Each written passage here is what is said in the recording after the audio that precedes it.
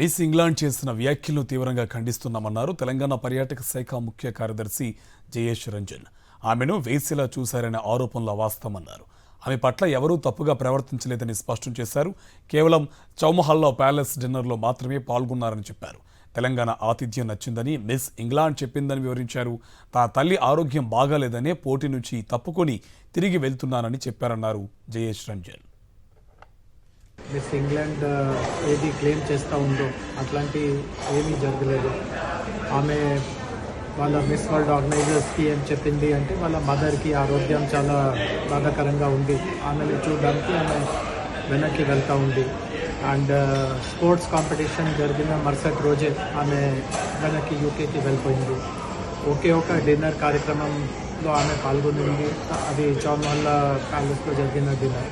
ఆమెని తప్పుగా చూడడం, దురుసుగా చూడడం, అట్లాంటి ప్రవర్తన చేయడం అది జరిగే పరిస్థితి లేదు. అండ్ ఆమెతో ఉన్న తోటి మిస్ వరల్డ్ కాంపిటీటర్స్ కూడా కొంతమందిని కూడా విచారించడం జరిగింది. వాళ్ళు కూడా చెప్తా ఉన్నారు అట్లాంటి పూర్తిగా వాళ్ళకి జరుగుతున్నటువంటి ఏర్పాట్ల మీద మంచి అభిప్రాయం ఉంది, మంచి నమ్మకం ఉంది.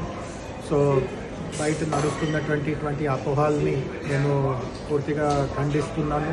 అండ్ మిస్ వరల్డ్ ఆర్గనైజర్స్ కూడా